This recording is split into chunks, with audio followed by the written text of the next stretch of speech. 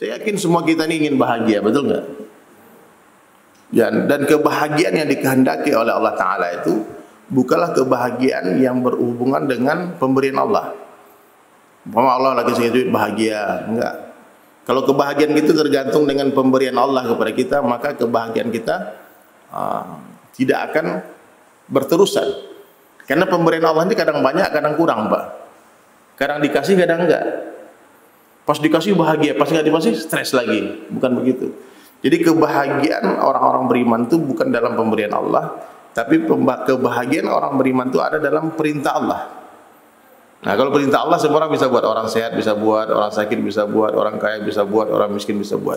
Sehingga kita bisa bahagia 24 jam. Paham Bu ya?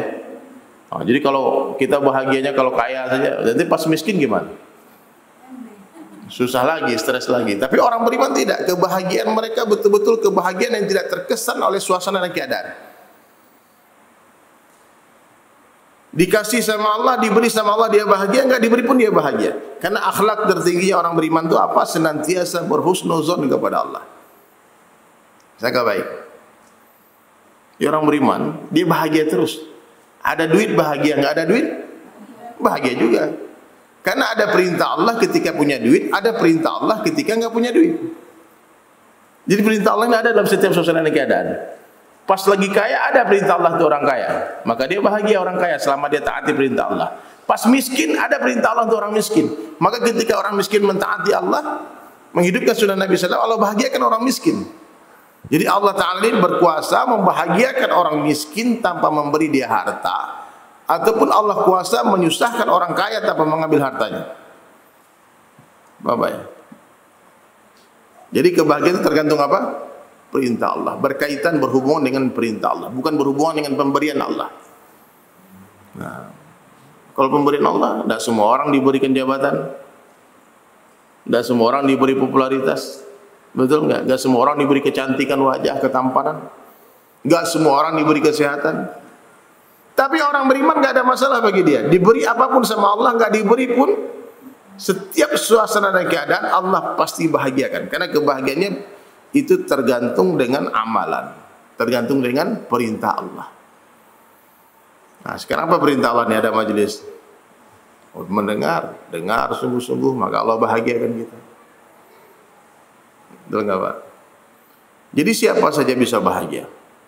Allah itu maha adil, sehingga Allah tidak letakkan kebahagiaan dalam kekuasaan, tidak letakkan kebahagiaan dalam popularitas, tidak diletakkan kebahagiaan dalam jabatan, tidak diletakkan kebahagiaan dalam kekayaan, tidak diletakkan kebahagiaan dalam ketampanan dan kecantikan. Enggak ada urusannya. Kebahagiaan itu enggak ada urusannya dengan tinggal di kampung, tinggal di pedalaman, tinggal di desa, ada sungainya yang jernih. Bukan itu. Enggak ada urusannya ini. Nabi Ibrahim alaihissalam itu bahagia dalam kobaran api. Orang tanya, kapan saat terindah dalam kehidupanmu wahai Ibrahim? Dia katakan, ketika aku dibakar. Bahkan hebatnya Allah lagi itu, kalau dalam mentaati Allah, semakin susah semakin bahagia. Beda dengan dunia, orang-orang pencinta dunia itu kebahagiaannya berhubungan dengan kemewahan. Oh, kalau rumahnya mewah, kolam renangnya bagus, spring bednya tebal, karpetnya tebal, jamnya mahal, mobilnya mewah, bahagia dia. Cara jalan pun berubah tuh. Iya Pak ya. Cara ngomong berubah. Coba ibu-ibu perhatikan orang-orang yang mencintai dunia, itu ngomongnya dibuat-buat Pak. Ya. Contohnya, gimana contohnya? Iya. Tapi kalau mereka nggak punya duit, nggak berani ngomong, kayak kucing basah. Kalau punya duit teriak-teriak, orang mau dibeli semua. Tapi orang beriman nggak terkesan. Datangnya dunia tak mengembirakan hati orang beriman, hilangnya dunia tak menjadikan hatinya. Nggak ada urusan dengan itu. Datang dan hilang.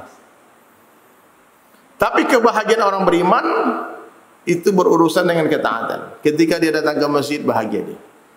Ketika dia datang sholat subuh di masjid berjamaah, bahagia dia. Terlambat dia sholat subuh, dia datang ke masjid, orang udah sholat, dia menangis, dia sedih. Jadi kesedihannya itu karena berhubungan dengan kelalaian dia. Kesedihan itu berhubungan dengan maksiat dia dan dosa dia. Bukan karena nggak punya duit. Kenapa ibu sedih bu? Aduh, saya ketinggalan duha ini. Tiba-tiba aja udah bangun. Tadi ketiduran, habis subuh bangunnya udah jam mau zuhur ini. Tinggalan doa, sedih dia. Abang kenapa sedih bang? Tadi ketiduran bang. Saya sampai masjid orang udah qomat bang. Saya nggak bisa sholat 2 rakaat sebelum subuh. Kan Nabi bilang ra'atan fajri khairan minad dunya wa ma fiha. 2 rakaat sholat sunnah sebelum sholat subuh lebih berharga daripada dunia beserta isinya. Saya kehilangan dunia beserta isinya bang. Orang kehilangan tas beserta isinya sedih, betul nggak? Ibu, gimana kira-kira itu tasnya yang harganya puluhan juta hilang? Hilang separuh nafasnya. Dalam ada ATM, di dalam ada cincinnya, ada semuanya. Tapi orang beriman tidak. Tanda-tanda iman itu ada dalam hati seseorang. Apa tanda-tandanya? Datangnya dunia tak mengembirakan hatinya, hilangnya dunia tak menyedihkan hatinya. Jangan-jangan kita nggak ada iman ini, jangan-jangan. Saya juga. Karena saya masih senang banget dapat dunia. Iya. Coba ibu udah kasih duit 100 juta sama orang, mau senang nggak? Terus tiba-tiba uang itu hilang, sedih nggak? Sedih. Baru dapat nih pulang nih, udah senang banget nih. Tiba-tiba jamret orang di jalan, hilang. Orang beriman santai aja. Itu ulama sampaikan, datangnya dunia tak mengembirakan hati orang beriman. Flat dia sama dunia. Dia cuma bilang alhamdulillah, syukur. Biasa aja. Ketika hilangnya dunia, dia bersabar. Itu pun tidak mengurangi kebahagiaan. Tapi kalau kehilangan amalan, kehilangan baca Quran, hari ini nggak baca Quran, hari ini nggak zikir pagi petang, hari ini nggak salawat, oh itu baru sedih. Nah, maka hadirin sekalian, iman ini harus diusahakan. Bagaimana cara mengusahakan iman? Nabi sallallahu alaihi wasallam mengajarkan, sederhana aja, semua orang bisa buat. Kata Nabi sallallahu alaihi wasallam, jaddidu imanakum, perbaharui iman kalian, usahakan iman kalian. Lalu seorang sahabat bertanya kepada Nabi sallallahu alaihi wasallam, kaifa nujaddidu imanana ya Rasulullah? Bagaimana cara memperbaharui iman kami ya Rasulullah? Maka Nabi menjawab, akthiru min qawli la ilaha illallah. Banyak-banyaklah kalian mengucapkan kalimah la ilaha illallah. Di mana saja, kapan saja, jumpa siapa saja, katakan kepada mereka la ilaha illallah.